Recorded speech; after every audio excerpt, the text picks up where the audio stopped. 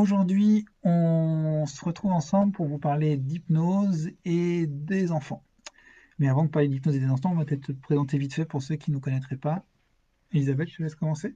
Oui, bonsoir à tous et bienvenue dans ce Facebook Live où nous allons vous parler des enfants. Alors, je suis Elisabeth Greffier.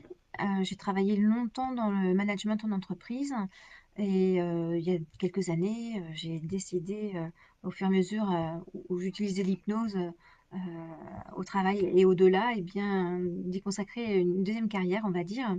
Et puis ce sujet qu'on va voir ce soir me tient tout à fait à cœur parce que je suis moi-même maman de deux enfants, donc j'ai eu la chance de découvrir les outils d'hypnose avant que mes enfants soient adolescents. J'aurais préféré quand ils étaient tout petits, mais en tout cas, ça m'a bien aidé à passer toute la période de l'adolescence, à passer le variant des études, parce que là maintenant ils sont tous les deux étudiants, ils ont 19 et 21 ans, avec des cours en visio pour l'instant, donc c'est pas forcément facile pour eux.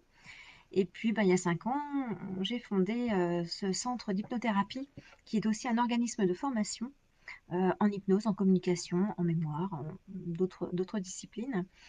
Et puis, ben, je vais laisser Sylvain se présenter à vous pour ceux qui ne le connaissent pas encore. Bonsoir à toutes et à tous, je suis Sylvain Brosset, je suis hypnothérapeute, formateur et conférencier dans tout ce qui est monde, on va dire, de l'hypnose, de la programmation neurolinguistique et puis un peu des sciences cognitives. Euh, j'ai deux enfants aussi, 1 an et 3 ans, et vous allez voir que ce soir, on va parler d'outils qui peuvent être extrêmement intéressants pour quand on est parent, voire professeur et instituteur, s'il y en a parmi vous. Je n'ai pas encore regardé, mais vous pouvez nous le dire dans le chat si certains d'entre vous ont l'habitude de travailler avec des enfants. Alors pourquoi ce Facebook Live ce soir? Vous avez été plusieurs à nous demander de faire un sujet spécifiquement sur les enfants. Alors quand on parle des enfants, ça va du tout jeune âge, hein. On a parlé tout à l'heure peut-être des tout premières possibilités d'accompagner les enfants, parfois même déjà à 3 4 ans pour les terreurs nocturnes.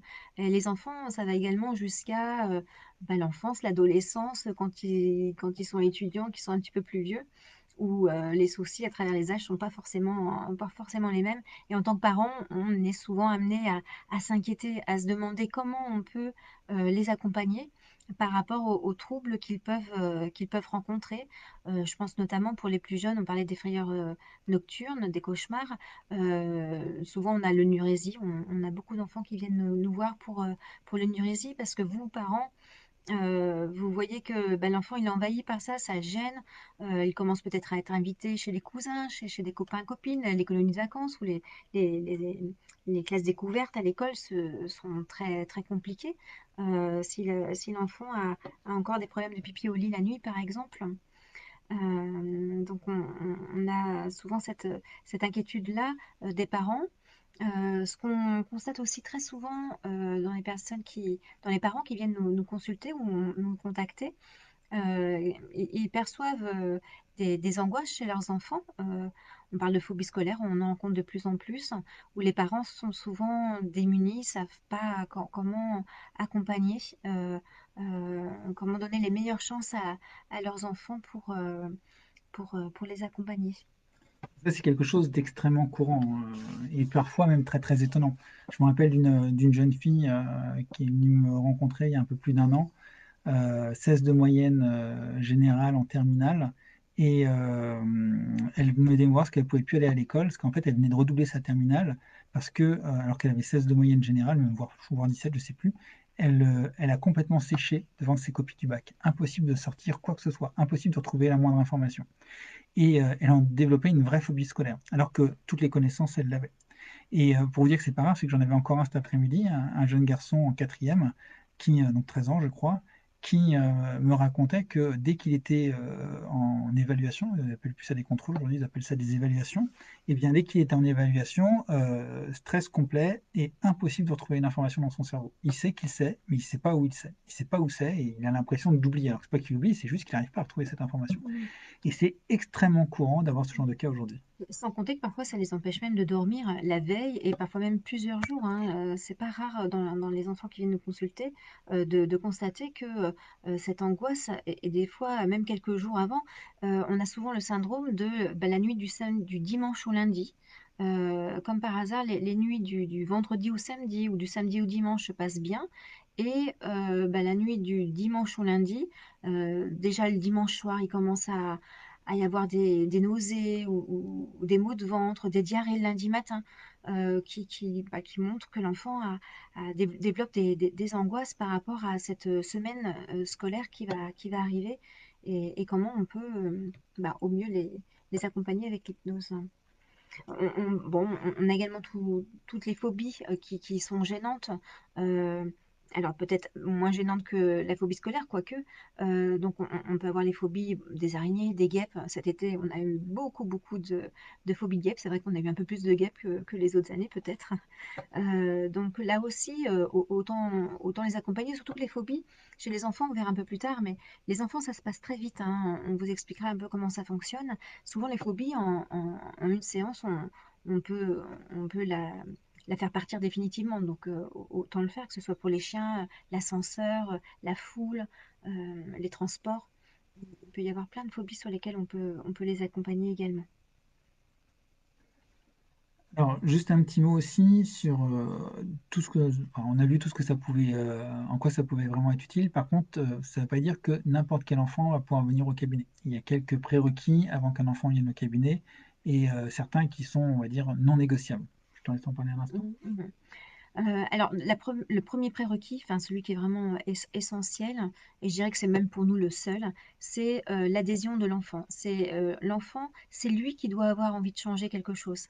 En tant que parent, bien souvent, on voudrait faire pour l'enfant, on a conscience d'eux, mais si l'enfant, lui, il n'a pas encore conscience, par exemple pour le pipi au lit, si vous, ça vous dérange, mais que l'enfant, pour l'instant, il n'a pas pris conscience que ça le dérangeait, eh bien là, on ne va pas pouvoir intervenir, en tout cas pas maintenant.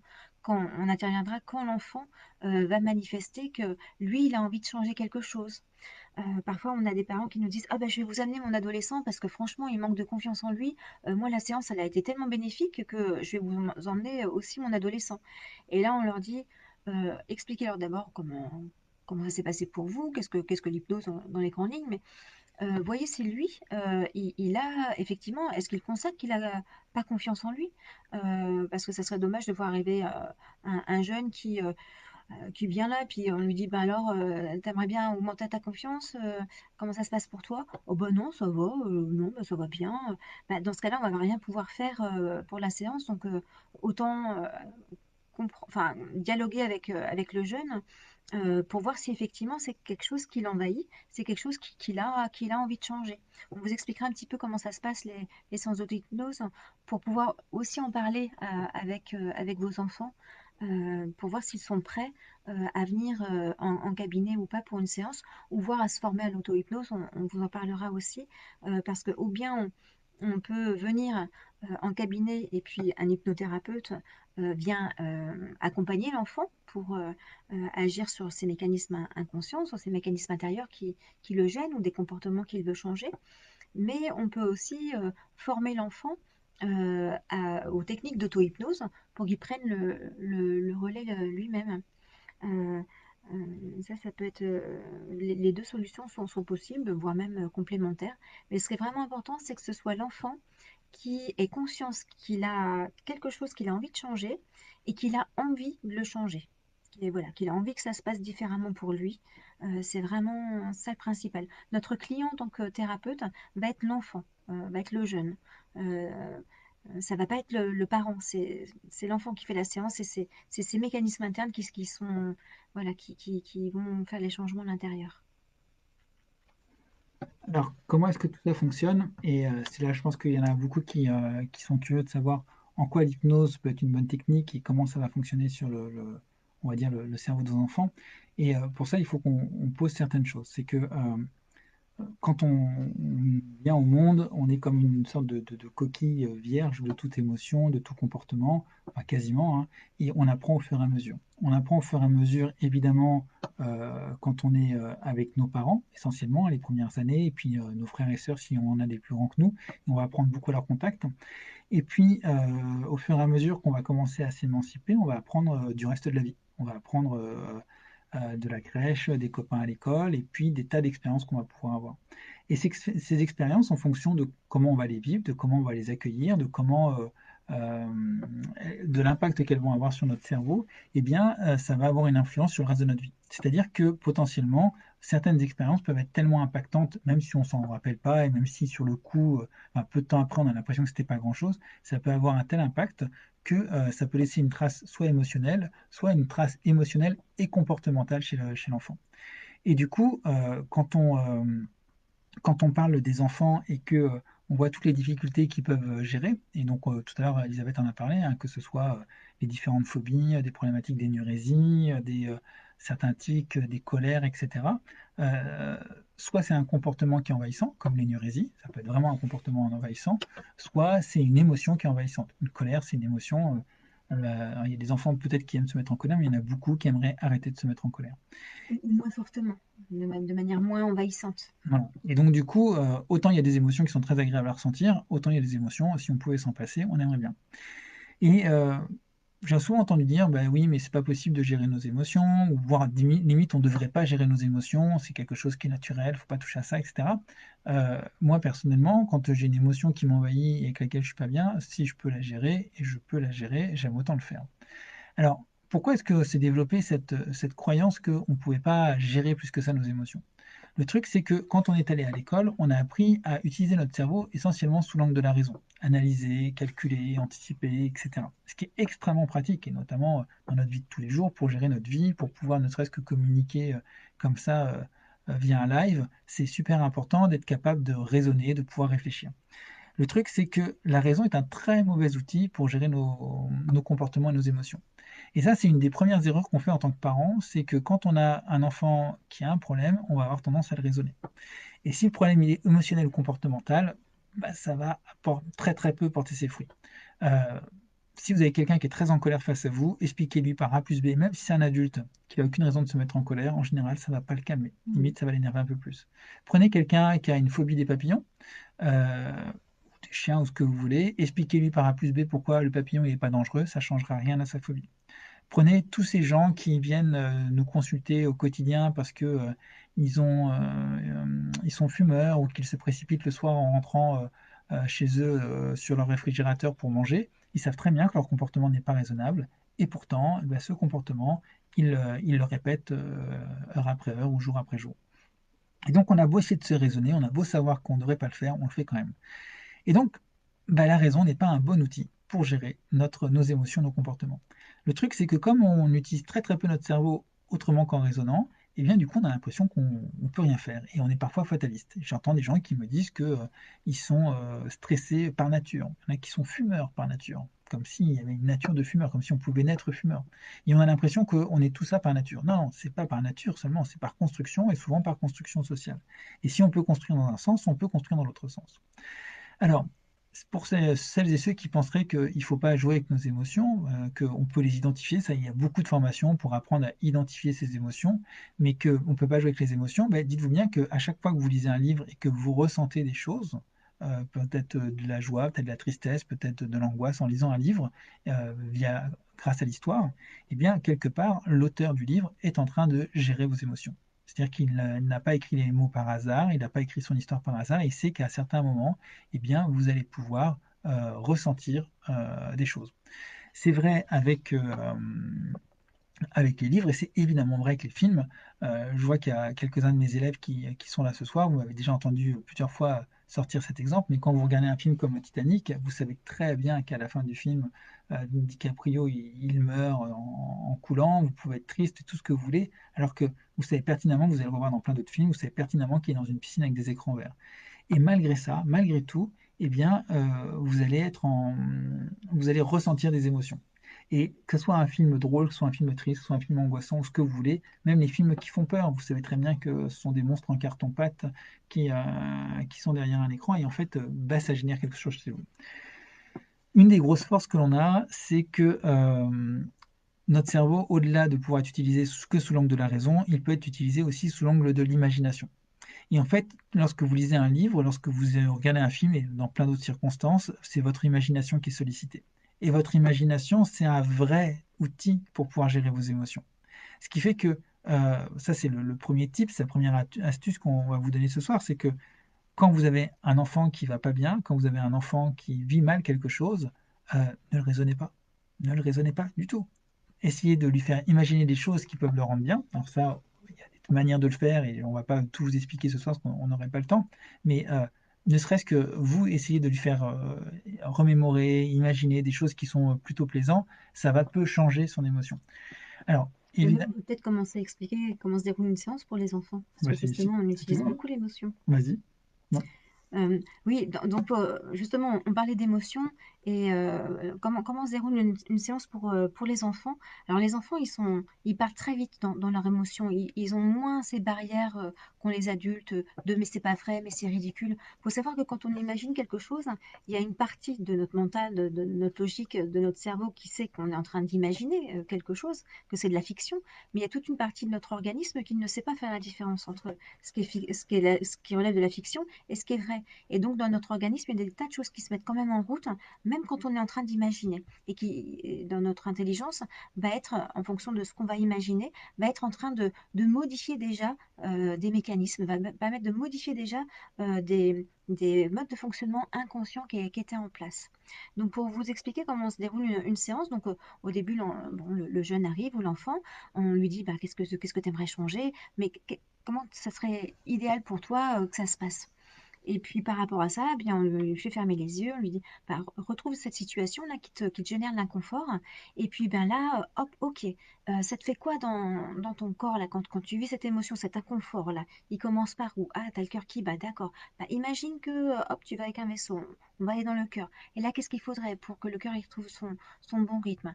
Ah oui, faudrait lui poser les mains. Ah, faudrait poser un bouton.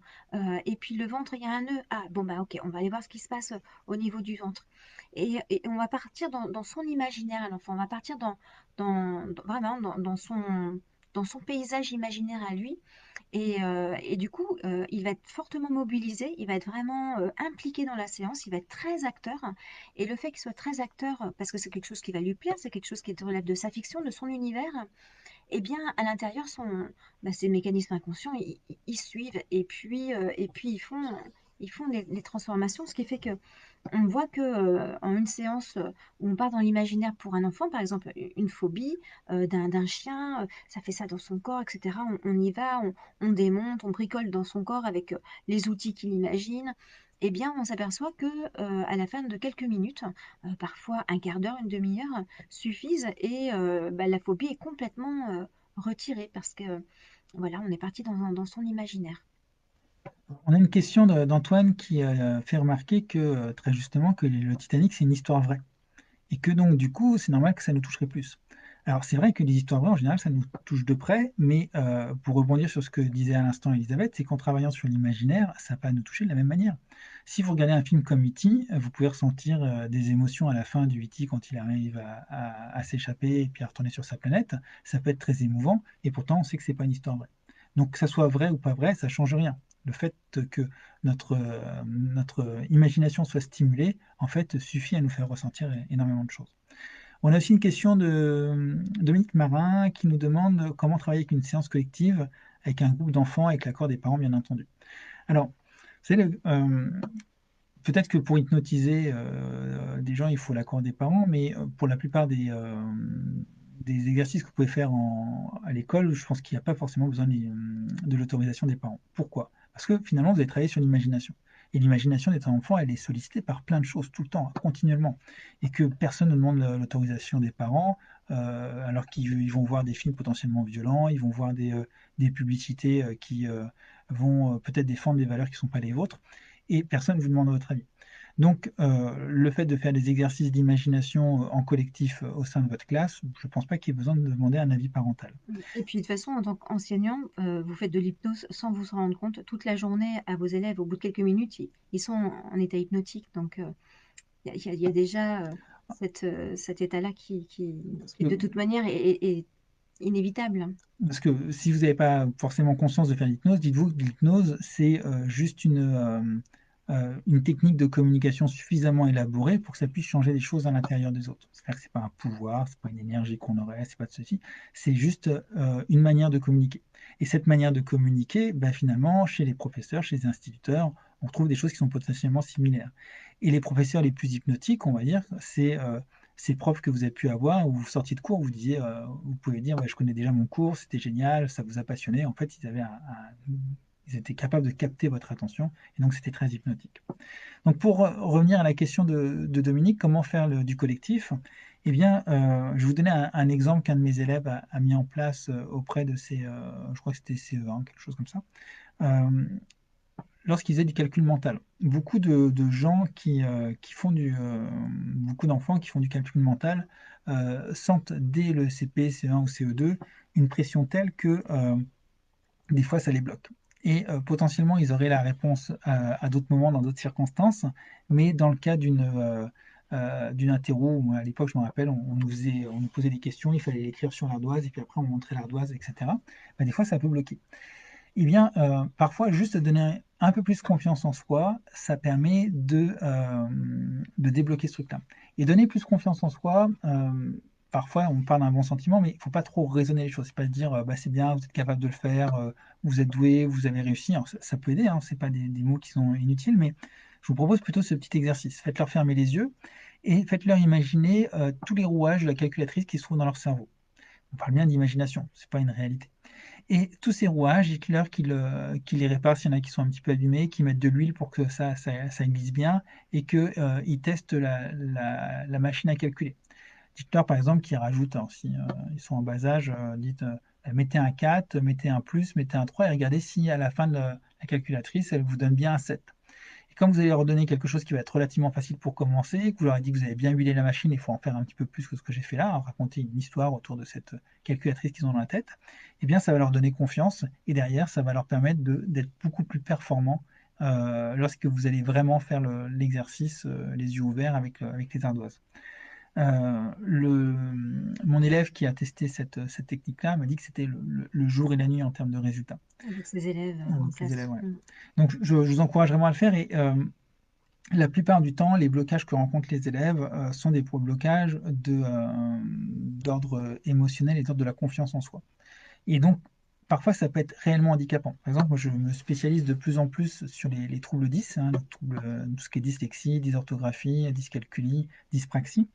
Et un des problèmes, alors c'est en train de changer, mais pendant très très longtemps, les enfants qui avaient des troubles 10 étaient mal considérés comme ayant des déficiences intellectuelles, etc., etc. Et aujourd'hui, moi, parce que j'en côtoie quelques-uns de près, je vois bien que en fonction de la manière dont on travaille avec eux, ils sont capables d'avoir exactement les mêmes résultats que n'importe quel autre enfant. Et que cette étiquette qu'on leur met en disant qu'ils ont pas seulement plus de difficultés, mais qu'ils sont potentiellement moins intelligents, c'est quelque chose qui va les freiner encore plus. Parce que si vous avez cette croyance que vous êtes moins intelligent, il y a une sorte d'effet autoréalisateur qui fait que il y a tout qui va se mettre en œuvre pour que, quelque part, cette croyance que vous êtes moins intelligent, elle puisse se vérifier. Ou je suis pas comme les autres. Enfin, souvent les enfants manifestent, voilà, je suis pas comme les autres. Qu'est-ce que j'ai comme problème par rapport aux autres? Et donc, le fait de pouvoir travailler sur leurs croyances, mais aussi sur leur manière de concevoir les choses, ça va avoir un impact énorme sur les résultats qu'ils vont pouvoir offrir derrière. On a eu des enfants 10 hein, comme ça qui avaient beaucoup de difficultés à écrire les mots, à mélanger les lettres, etc. Et pour le coup, tout ce qui était lié aux mathématiques n'avait aucune difficulté. Et donc, c'était pas un problème, on va dire, intellectuel où dès qu'ils doivent écrire quelque chose, ils mélangent les caractères. Non, non, ils ne mélangeaient que les caractères qui étaient des lettres, mais pas quand c'était des chiffres. Ça veut bien dire que le cerveau est tout à fait capable de le faire. Et ça, c'est un réflexe que je vous encourage à avoir en tant que parent ou en tant que professeur, éducateur, enfin accompagnant d'enfants. C'est que à partir du moment où l'enfant sait faire quelque chose dans un cadre donné, potentiellement, il n'y a rien qui empêche qu'il arrive à faire la même chose dans un autre cadre. Si c'est juste le cadre qui change, mais que l'action est quasiment la même, il n'y a aucune raison qu'il n'y arrive pas.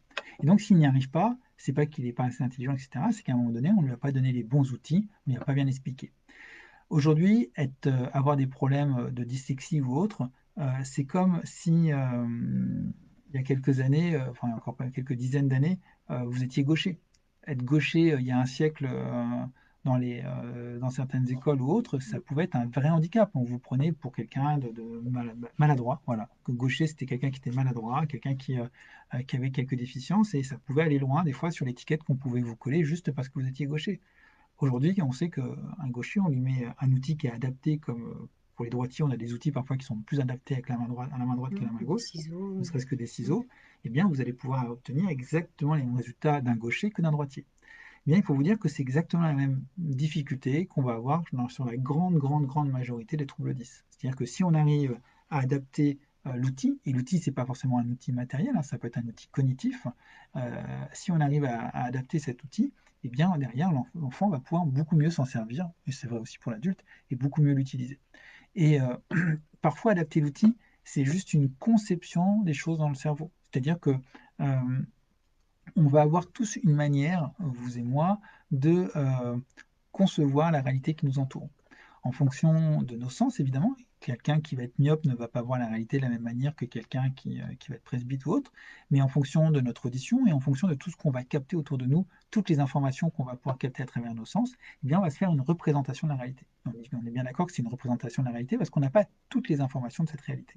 Et donc, du coup, comme on a une représentation de la réalité qui est très personnelle et que celle-ci, elle est potentiellement bien modifiée par notre éducation, notre culture, etc., etc., eh bien, on va se faire quelque chose de très particulier, de très personnel de ce qu'on appelle la réalité. Et si vous enseignez l'histoire géo, les maths, le français, les langues étrangères en fonction de votre réalité, et que la personne en face de vous, l'enfant qui est en face de vous, n'a pas cette même perception de la réalité, avoir une autre approche de la réalité, ben, à un moment donné, ça ne va pas se rencontrer. Un peu comme si, de la meilleure volonté du monde, vous étiez en train d'enseigner le français ou l'histoire géo à un jeune enfant qui ne parle que le chinois. Ben, vous allez l'exprimer de la meilleure manière qui soit, mais si en face, il n'a pas le décodeur pour comprendre ce que vous êtes en train de dire et se faire une représentation dans sa tête, ben, tout ce que vous allez pouvoir lui dire, notre petit enfant chinois ne va pas le comprendre. Parce que s'il ne comprend pas le français, il ne va pas comprendre tout votre contenu. Eh bien, même si c'est un degré moindre, si vous parlez à un élève de quelque chose alors qu'il n'est pas en capacité à le recevoir, eh bien, vous n'allez pas forcément le retenir. Ou pas de cette manière-là. Et ça, souvent, on est confronté à un manque de confiance en soi. Parce que le manque de confiance en soi, la peur et ce genre de choses, la peur engendrant du manque de confiance aussi, eh bien, le manque de confiance en soi va faire en sorte que, à un moment donné, je suis dans un état émotionnel où je ne suis pas forcément à l'écoute, où cette émotion va m'embarquer. Imaginez que vous ayez très très mal quelque part et qu'on vous fasse un cours de maths assez basique, il y a des chances que vous ayez du mal à suivre le cours de maths parce que la douleur, la sensation de la douleur va prendre plus de place dans votre cerveau que ce que va vous raconter votre prof. Maintenant, imaginez que on vous pointe un pistolet chargé sur la tempe alors que vous êtes en train d'apprendre quelque chose de nouveau. Eh bien, ça peut tellement vous stresser d'avoir ce pistolet sur la tempe que vous allez avoir peut-être plus de difficultés à retenir de ce que vous dit le professeur. Ce sont des exemples qui sont volontairement, comment dire, exagérés. Mais dites-vous bien que si l'exagération, elle est dans le contexte, dans l'émotion qui est ressentie, c'est pas forcément exagéré pour certains élèves. Et que certains élèves vont se retrouver dans un tel moment de pression, tel moment d'angoisse dans certaines situations que on a beau leur dire tout ce qu'on veut, ça passera pas. Mm. Et que si à un moment donné, on n'arrive pas à calmer les choses émotionnellement et à faire en sorte que l'information qu'on va passer soit calibrée pour que la personne elle puisse le recevoir en face de nous, eh bien, il y a des grandes chances que l'enfant n'arrive pas à percevoir le contenu de ce que vous allez dire. Tu voulais compléter quelque chose Mm. là-dessus? Ben, justement, ben, en tant que parent, bah, du coup, comment on peut, qu'est-ce qu'on peut conseiller aux parents pour bah, du coup, une fois qu'on a dit ça, une fois qu'on a expliqué un peu ce qui se passe dans le cerveau, en quoi l'hypnose peut être utile hein, pour tous les cas qu'on vient d'énumérer, qu'est-ce qu'on peut du coup conseiller aux parents? Ah, il y a plein de choses qu'on peut vous conseiller. On ne pourra pas tout vous dire ce soir, mais on va vous en dire quelques-uns. Déjà, pour commencer, comme je disais tout à l'heure, c'est d'éviter d'essayer de raisonner les enfants. Alors, on a un message d'Elisa qui nous dit que oui, mais pour pouvoir ne pas raisonner, il faut que nous, quand on est pris dans une émotion aussi, parce que quand on voit nos enfants qui sont mal, ça nous met aussi dans une émotion. Et donc, du coup, on va faire spontanément ce qui nous semble le plus logique, à savoir raisonner. Donc effectivement, raisonner à ce moment-là, ça devient un mauvais réflexe. Autant sur plein de sujets, c'est un très très bon réflexe de raisonner, mais à ce moment-là, c'est pas forcément le bon réflexe. Euh, pour ça, bah, ça c'est un des outils que toi tu peux Mm. proposer, Elisabeth, c'est que vous en tant que parent, vous appreniez à gérer vos émotions.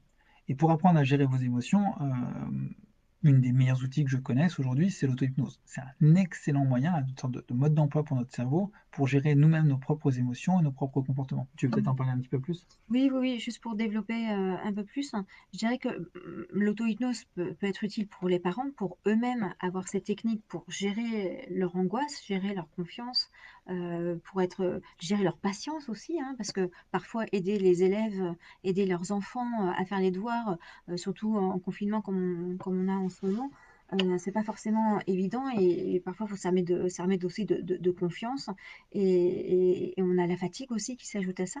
Donc, c'est vrai que l'auto-hypnose peut aider à gérer sa fatigue, à gérer son stress, à gérer son niveau de patience, son niveau d'agacement et compagnie. Et donc là, les techniques, elles sont simples, hein. Déjà, en une journée de formation, on peut apprendre ces techniques pour se mettre soi-même en état hypnotique, hein, et utiliser des techniques pour agir sur son objectif, hein, la patience, la sérénité, la confiance. Et on voit, comme ces techniques, elles sont simples, on voit beaucoup de parents qui viennent d'ailleurs avec leurs enfants pour se former à l'hypnose. Donc des fois, on a même des familles entières où il y a les 2 enfants, alors en groupe, les formations d'auto-hypnose, elles se font sur une journée, en petits groupes et on voit parfois, les 2 parents avec les 2 enfants ou la mère et la fille ou bien souvent l'enfant a au moins 12 ans, et alors l'idée c'est que l'enfant il est motivé Soit volontaire. il est volontaire aussi à venir. Mais tout ça pour vous dire que les techniques, d'auto-hypnose, elles sont non seulement simples, elles sont ludiques, elles sont faciles à apprendre Accessible. et accessibles. Quand certains jeunes viennent nous voir en cabinet, alors on peut leur faire des séances d'hypnose pour gérer le plus gros de leurs émotions, mais parfois certains d'entre eux, quand ils sont moteurs, on leur explique comment prendre le relais eux-mêmes avec l'auto-hypnose et donc les techniques d'auto-hypnose sont aussi à la portée des parents. On a même des fois des grands-parents qui viennent se former aussi à l'auto-hypnose. Bon, vous pouvez peut-être voir parmi les commentaires de Jocelyne et de Florence, hein, qui sont hypnothérapeutes aussi et qui ont été formés à Ecologos, et qui font remarquer que, par exemple, Jocelyne, que chez tous ces enfants qu'elle a reçus dans son cabinet qui sont énurésiques, elle a pu vérifier qu'il y avait un vrai manque de confiance en eux chez eux. C'est pareil pour Florence qui me dit que voilà, pour tout ce qui est phobie des contrôles, des examens, etc., c'est souvent un manque de confiance. Et Jocelyne rajoute qu'il faut dire aux parents d'accueillir les émotions de leurs enfants. Et ça, c'est une excellente remarque. Et le problème aujourd'hui qu'on rencontre, c'est que les parents sont assez démunis en fait pour accompagner, accueillir les émotions des enfants. Parce qu'on n'a pas l'habitude de ça. On n'a pas l'habitude de parler de leurs émotions. On a l'habitude de dire que les enfants devraient se calmer quand ils sont en colère. On a un peu l'habitude de leur dire qu'il faut qu'ils se détendent et qu'il faut se relaxer quand ils sont stressés. Mais finalement, on leur parle de ce qu'ils devraient faire sans qu'ils sachent vraiment comment le faire. D'ailleurs, vous-même, hein, si je vous dites de vous calmer ou de vous déstresser alors que vous l'êtes beaucoup, vous ne saurez pas comment faire, forcément faire comment, à ce moment-là. Et donc, ça, c'est une des premières approches qu'on vous encourage, c'est de pouvoir parler des émotions aux enfants. Mm. Tu es en colère, ok, je comprends ta colère. Et qu'est-ce que tu ressens quand tu es en colère? Tu es angoissé, ok, qu'est-ce qui se passe chez toi quand tu es angoissé? Que l'enfant puisse parler de son émotion et de ce qu'il ressent à l'intérieur de lui. Et que ce soit accueilli, voilà, vraiment que ce soit accueilli, épargné. Enfin, cette émotion, il la ressent. Et c'est bien de le faire s'exprimer parce que comme ça, on lui montre qu'on reconnaît ce qu'il vit. Et puis ensuite, ben, c'est bien d'avoir effectivement les clés dont on vous parle ce soir pour les accompagner. Pour apprendre à reconnaître les émotions, on peut vous conseiller deux livres de communication non violente, hein, de CNV, qui sont Les mots sont des fenêtres ou bien des murs de Marshall Rosenberg ou Cessez d'être gentil, soyez vrai de Thomas Danzambourg, que vous pouvez trouver pour le deuxième en poche, et qui font une cartographie dedans des différentes émotions qu'on peut ressentir soi-même ou voir chez les autres. Et ça, il y a effectivement une sorte de rééducation à faire par rapport à ça. Donc, on l'a vu pour les parents, une des premières choses, ça va être d'éviter de raisonner. Deuxième chose, ça va être de reconnaître les émotions. Troisième chose, ça va être d'utiliser l'imagination chez l'enfant pour transformer son émotion. Et pour transformer son émotion, l'idéal, c'est de se retrouver, en tout cas quand on n'est pas formé en hypnothérapie, qu'on n'a pas tous les outils, l'idéal, c'est de retrouver un souvenir avec une émotion qu'on voudrait réatteindre. Par exemple, un enfant qui manque de confiance en lui, eh bien, si l'année dernière, il a gagné une médaille quand il a fait du tir à l'arc où il a gagné le championnat de foot et qu'il était très fier à ce moment-là, eh bien, on va lui faire remémorer ce moment où il était très fier. Et Mmh. plus il va le remémorer de manière précise dans sa tête, comme s'il le vivait réellement, et plus il va pouvoir ressentir cette fierté. Et l'idée, c'est que cette fierté, à un moment donné, elle prenne le dessus sur sur l'émotion négative. Alors, toutes ces techniques aussi pour accompagner les enfants dans la visualisation, pour savoir les questionner sur ce qu'ils ressentent, pour savoir recadrer quand on voit des croyances limitantes chez eux, comme quoi ils sont pas capables d'eux, etc.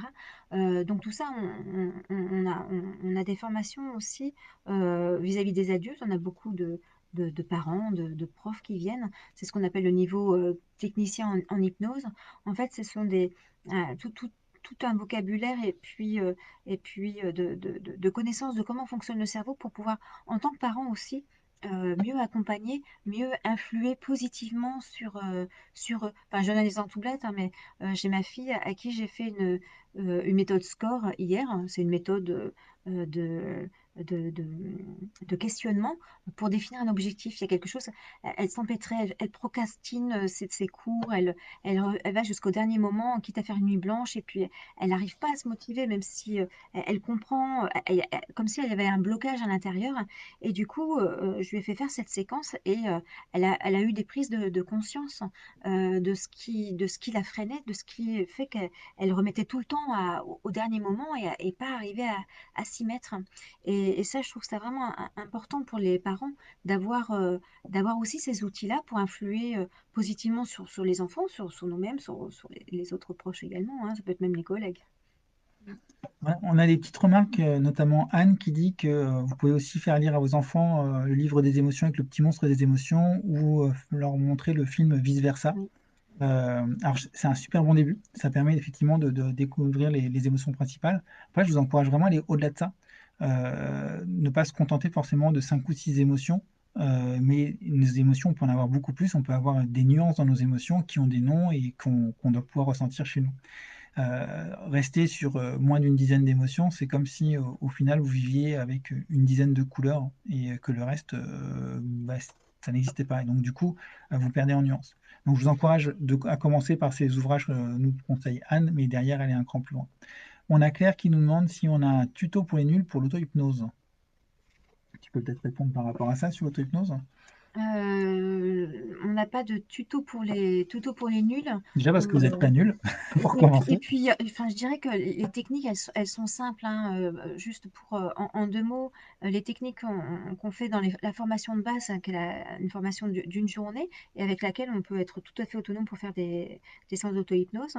La première stratégie qu'on va utiliser d'action, ça va être, on l'a un peu évoqué, ça va être de la visualisation, c'est-à-dire on va s'imaginer avec l'objectif atteint, atteint facilement, et puis après, on va rajouter des difficultés et on va s'imaginer que il y a quelque chose à l'intérieur de nous qui fait que, hop, on ne cherche pas à comprendre comment ça se transforme, mais en tout cas, on imagine que notre attitude, elle change, qu'on arrive à faire face à cette situation facilement, qu'on ressort jusqu'à un succès, jusqu'à une bonne note, et ça, c'est vraiment cette visualisation va faire tourner l'imagination, va mettre en mouvement tout ce tissu inconscient qu'on a à l'intérieur de nous. Et une autre technique qu'on va expliquer notamment, et là aussi tu avais évoqué, ça va être la technique de l'ancrage, enfin, qu'on appelle celle de l'ancrage, où là on va effectivement faire revenir l'enfant dans le jeune ou l'adulte, hein, le faire rappeler un souvenir dans lequel, par exemple, il arrivait facilement à se concentrer. Et puis, euh, et puis d'aller se programmer une sorte de signal à son corps pour que quand il a besoin de cette concentration, de cette capacité de se concentrer, eh bien, il fait le code, ça peut être un bouton kinesthésique par exemple, à son corps pour que le corps lui rappelle tout ce qui se passe à l'intérieur quand on est bien concentré, quand on arrive facilement à bien se concentrer. Ça peut être pour la confiance en soi, ça peut être pour la patience, ça peut être pour plein de choses. Donc ces techniques, elles sont simples. Et puis les techniques pour se mettre en état hypnotique, il y a des techniques également très simples, j'en donne trois pour la première journée. Après, il y a une deuxième journée d'auto-hypnose perfectionnement pour ceux qui veulent aller plus loin. Mais en tout cas, dans cette journée qui permet déjà d'être autonome, les techniques, elles sont vraiment simples, hein, parce que nous, on forme certains jeunes à l'auto-hypnose, des collégiens, des lycéens. Bon, on y met aussi des techniques souvent de mémorisation pour aussi faciliter l'apprentissage, notamment pour les préparer aux examens. Mais ces techniques, elles sont vraiment très simples à comprendre en tout cas. Et à mettre en œuvre, du coup, elles sont faciles. Déjà que il faut juste prendre le temps de se faire ces petites séquences internes et de les répéter jusqu'à ce que l'organisme, ben, voilà, il a recodé un nouveau comportement. En fait, il s'agit vraiment de rééduquer son cerveau. C'est ça l'hypnose, c'est de rééduquer ces comportements inconscients en fait. Et ouais, du coup, je vais rebondir sur quelque chose et puis je crois que j'ai perdu vidéo. Donc, c'est pas grave. Voilà, donc en tant que parent, donc effectivement, ça peut être bien d'emmener l'enfant ou le jeune en séance d'hypnose, en consultation individuelle, mais ça peut être aussi de lui donner les outils pour qu'il le fasse lui-même en auto-hypnose. Ça peut être aussi en tant que parent de se former à l'auto-hypnose pour gérer nous-mêmes nos émotions, parce que parfois nos émotions, parfois on est stressé, du coup, sans le vouloir, on stresse l'enfant, quoi. Il perçoit notre angoisse et puis on lui communique sans le vouloir aussi. Et puis c'est aussi on peut aussi ben, se former, lire des ouvrages sur l'hypnose, sur comment influer positivement sur les autres, ou se former voilà chez nous en technicien en hypnose, où on apprend comment questionner, comment reconnaître, comment repérer. L'enfant il dit oui oui ça va, oui oui ça s'est bien passé. Oui oui il dit ça, mais moi je vois très bien que non, ça c'est pas. Et comment poser les questions, et comment voilà à ramener, influer positivement. Euh, J'ai retrouvé ce que je voulais dire par voilà, bah rapport à tout à vas-y. l'heure.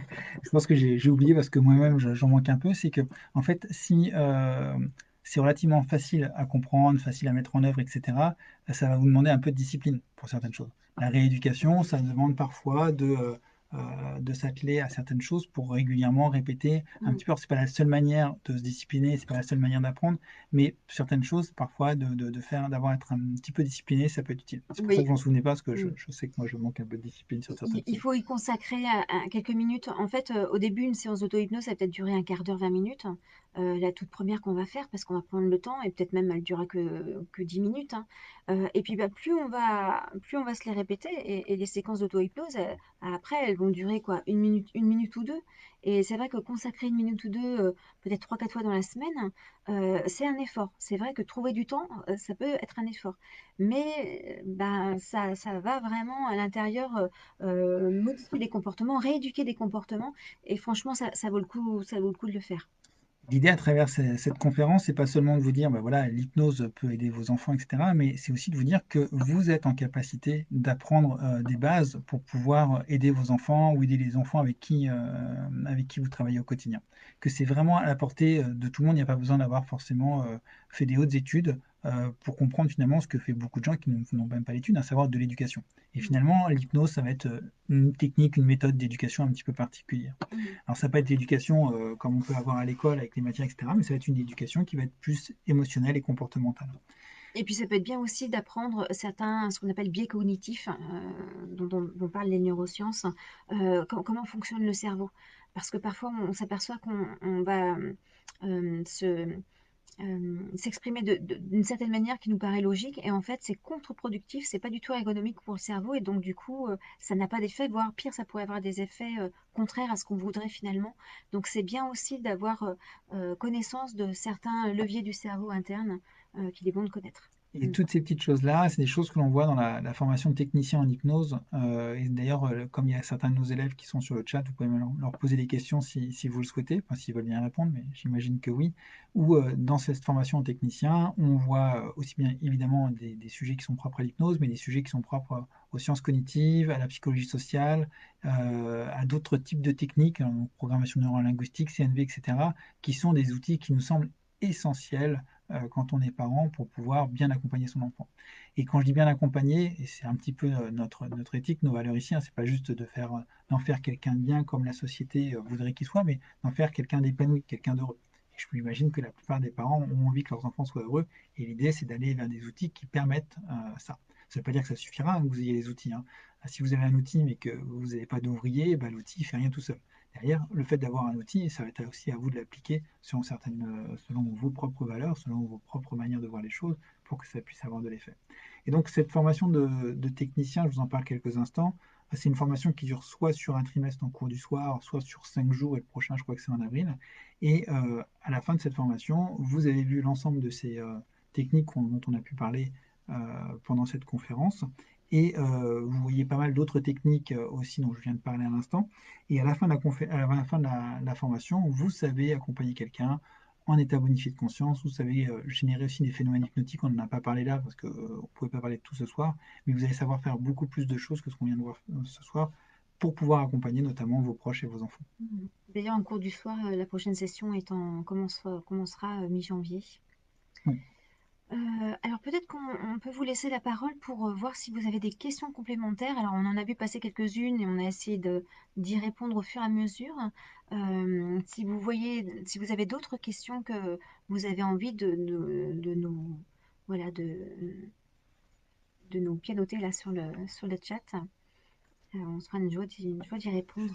Alors, pendant que vous pianotez, moi je voudrais profiter alors, de ce moment-là. On est en période de Noël, on sait que c'est une période qui est un petit peu compliquée suite au Covid, etc., etc. Et bah, du coup, pour les gens qui veulent s'inscrire à la formation d'hypnose technicien, eh bien, on offre moins 10% si vous le faites avant le 15 décembre et vous dites que vous avez assisté au live Facebook. Donc c'est le petit cadeau de fin d'année pour ceux qui voudraient s'inscrire l'année prochaine au technicien. C'est valable jusqu'à mardi, si vous vous inscrivez jusqu'à mardi. C'est mon petit cadeau. Je sais pas si tu en as un de ton côté, un petit cadeau, toi? Bah, ça va être notre cadeau du centre. D'accord, ok. Moi, je pensais que tu voulais en faire un sur l'auto-hypnose, mais Ah, mais oui, oui, oui, bah, je pensais que tu parlais de l'auto-hypnose aussi. ben non, j'ai parlé du Ah groupe du oui. technicien, là. Oui, oui, oui, bah oui, oui, oui, sur l'auto-hypnose aussi, oui, parce que c'est moi qui fais les formations d'auto-hypnose, mais bien sûr que oui, oui, oui, tout à fait. Du coup, est-ce que vous avez des questions de votre côté? Pas de questions Euh, particulières. non. Bon. On espère que le sujet vous a intéressé. On vous espère qu'on a apporté un peu de contenu pour que ça puisse vous aider. J'imagine bien que nos élèves qui sont là ce soir, bon, rien appris forcément de plus. Et encore, si vous avez appris des choses en plus, ça m'intéresse, mais que tout ça, vous avez vraisemblablement déjà vu ça dans nos cours. Pour les autres, on reste disponible. Si vous avez des idées de futurs sujets que vous aimeriez qu'on aborde d'une manière ou d'une autre, envoyez-nous quelques messages, donc soit par Facebook, soit par mail, soit en appelant, pour qu'on puisse les traiter et puis vous apporter quelques solutions par rapport à ce genre de choses. Mhm. Et puis, bah, si vous avez des questions complémentaires qui viendraient plus tard ou sur un cas particulier que vous ne voulez pas évoquer, voilà, forcément devant tout le monde, vous trouvez sur notre site internet, donc ecologos.com ou centrehypnoseorléans.com, vous trouverez notre adresse mail et puis vous pouvez nous envoyer un mail avec votre question ou demander à ce qu'on vous rappelle et puis on se fera un plaisir d'échanger avec vous. Merci à Fabrice et Florence pour le petit soutien que vous venez d'envoyer, c'est cool. Et nous, on adore travailler avec les jeunes, avec les enfants, donc Ça, vos questions sont les bienvenues. Du coup, on va clore notre session maintenant. Est-ce que tu avais un petit truc, un petit mot à rajouter? Mhm. Nous vous Mhm. souhaitons une bonne soirée, de bonnes fêtes de fin d'année, au plaisir de rééchanger avec vous, peut-être pas d'ici la fin de l'année, sauf si on se croise au centre, mais peut-être l'année prochaine. Et d'ici là, on vous souhaite de bonnes fêtes de fin d'année. Une très belle fête de fin d'année à vous tous. Au Au revoir. revoir.